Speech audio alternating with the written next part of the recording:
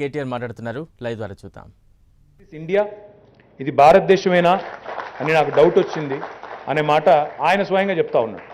ఈ అనుభవం నా ఒక్కడికే కాదు మీలో చాలామందికి బయట నుంచి ఫ్రెండ్స్ వచ్చినప్పుడు, బాంబే వాళ్ళు లేదా ఇతర నగరాల నుంచి కానీ ఇతర దేశాల నుంచి కానీ మీ ఫ్రెండ్స్ ఫ్యామిలీ మెంబర్స్ వచ్చినప్పుడు చాలామంది చెప్తున్నారు, చాలా సంతోషం అనిపిస్తుంది.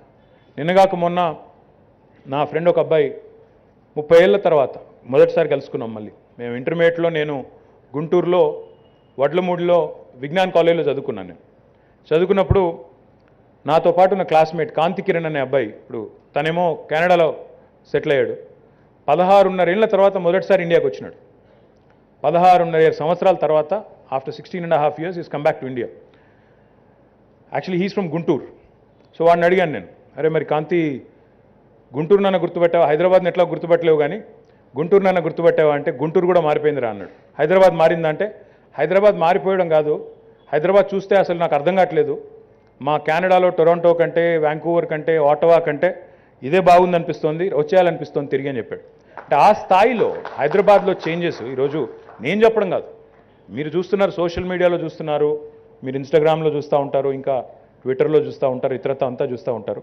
Lot of young Hyderabadis, lot of youngsters are taking a lot of pride in what the city is shaping into and how beautiful the city is shaping into. See, I am a firm believer. Guntur కూడా బాగానే అయిందని చెప్పిండు, గుంటూరు కూడా మారిపోయింది, గుంటూరు కూడా బాగానే అయిందని చెప్పిండు.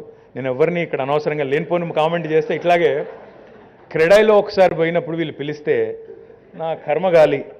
ఆ రోజు నేనేమన్నా అంటే ఎవరో ఒక ఫ్రెండ్ ఇట్లా ఏదో చెప్పిండో అన్న, దానికి రోజంతా టీవీలలో నేను ఒక్కసారి అంటే వాళ్ళు 50 సార్లు చూపెట్టి సావగొట్టారు. కాబట్టి నేనేం అనను. గుంటూరు బాగానే ఉంది, వైజాగ్ బాగానే ఉంది, విజయవాడ బాగానే ఉంది, అన్నీ బాగున్నాయి, నేను వాటి గురించి మాట్లాడను. అయితే నేను హైదరాబాద్ గురించే మాట్లాడతాను. హైదరాబాద్లో ఈ రహేజా వాళ్ళు ముందుకొచ్చి మనకి ఎప్పుడైతే దుర్గం చెరువు బాగా చేశారో, అపర్ణ వాళ్ళు కూడా ముందుకొచ్చారు. వాళ్ళు కూడా వచ్చి మల్కం చెరువు దగ్గర మేము కూడా చేస్తాం, మాకు కూడా అవకాశం ఇవ్వండి అన్నారు. ఇవాళ సంతోషం ఏంటంటే ఆల్ ది లీడింగ్ గ్రూప్స్, జైబేరీ and Vertex and I think Divyashree and a lot of others, whoever I have not named, please don't get me wrong. I think about 50 different lakes, 50 చెరువులు హైదరాబాద్లో ఉండే వివిధ చెరువులు ఏవైతే ఉన్నాయో వారందరూ కూడా ముందుకొచ్చి ఈరోజు దాదాపు ఒక్కొక్కరు ₹1 నుంచి 15 కోట్ల రూపాయల వరకు ఖర్చు పెడుతూ మీరు ఆ లేక్ అంతా కూడా మేము డెవలప్ చేస్తాము, జిహెచ్ఎంసీతో పాటు హెచ్ఎండిఏతో పాటు మేము కూడా పాలు పంచుకుంటాం ఈ బాధ్యతలో ముందుకు వచ్చినందుకు మీ అందరికీ కూడా హృదయపూర్వకంగా నేను ధన్యవాదాలు తెలియజేస్తా ఉన్నాను. కాకపోతే నాకు తెలుసు the way builders think, I know I been a minister now for 9 years. మీకు ఆ పక్కన చెరువు డెవలప్ చేస్తే ఆటోమేటిక్గా మీ రేటు కూడా పెరుగుతుంది, మీ పర్ స్క్వేర్ ఫీట్ రేట్ కూడా పెరుగుతుంది నాకు తెలుసు. So please look at this is an investment, please look at this is an investment not just in to your project but also into the city, because our children have to grow up here, our families are here, our children are here, their children will be living here. This is our home. ఇది మన నగరం, ఇది మన ఊరు. దీన్ని ఎంత బాగా చేసుకుంటే, ఎంత ప్రైడ్ ఉంటే, ఎంత ప్రైడ్ మనం ఇన్వోక్ చేయగలిగితే అంత మంచిది మనందరికీ. దయచేసి ఒక 50 లక్షలు అటు ఇటు, ₹1 అటు ఇటు అయినా నిస్సంకోచంగా ఇది మన నగరం మీద పెట్టుబడుతున్న పెట్టుబడిగా దయచేసి మీరు మరీ కొద్దిగా ఉదారంగా ముందుకు రావాలని చెప్పి కూడా నేను కోరుతా ఉన్నాను.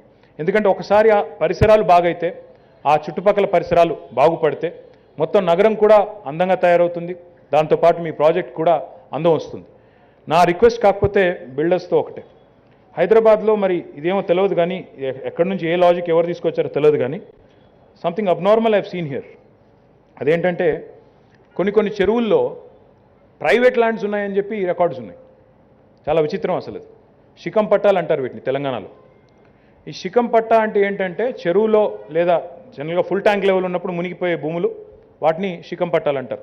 ఎఫ్టీఎల్ ఉన్నప్పుడు మునిగిపోతాయి. అది జనరల్గా వ్యవసాయానికి యోగ్యంగా ఉండే భూములకు ఎట్లా ఇస్తారు అంటే, చెరువు నిండుగా ఉన్నప్పుడు వ్యవసాయం చేసుకోలేరు కానీ మిగతా టైంలో చేసుకోవచ్చు అనే ఉద్దేశంతో వ్యవసాయం కోసం ఒక వెసులుబాటు కల్పించడానికి ఇచ్చింది శిఖం పట్టా. కానీ ఇప్పుడు హైదరాబాద్లోని చెరువుల్లో కూడా చాలా చోట్ల ప్రైవేట్ ల్యాండ్స్ ఉన్నాయి.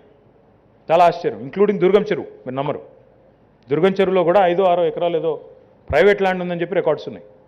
సో మేము ఆలోచించాం దీన్ని ఎట్లా చేయాలి, దీన్ని ఏం చేస్తే కరెక్ట్ అని. ఇప్పుడు ఆ ప్రైవేట్ ల్యాండ్లో అయితే కట్టడానికైతే వీల్లేదు, కన్స్ట్రక్షన్ అయితే వీల్లేదు, కన్స్ట్రక్షన్ వేసుకోవడానికైతే అక్కడ బిల్డింగ్లు కట్టడానికో ఇంకోదానికో అయితే అవకాశం లేదు. But at the same time it's a private land, unless you acquire it that is not a lot you can do.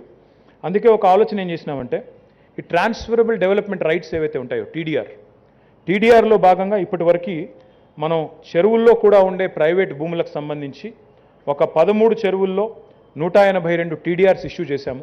దానిలో భాగంగా ఒక 115 ఎకరాలు సేకరించాము. TDR is issued at 200%. Normal utilization కంటే 200% యూటిలైజేషన్ ఇస్తూ చెరువుల్లో ఉండే ప్రైవేట్ భూములను కూడా ఈ రకంగా సేకరించబోతా ఉన్నాం. సో ఇప్పుడు మీరు ఎక్కడెక్కడైతే ఈ 50 చెరువుల్లో మీరు ఎక్కడైతే డెవలప్మెంట్ చేయబోతా ఉన్నారో అక్కడ ఏమైనా ఇట్లాంటి సమస్యలు వచ్చినట్టయితే I request our special chief secretary, I request our GHMC commissioner and the town planning department as well to ensure Chandrababu అధ్యక్షతన పొలిట్ బ్యూరో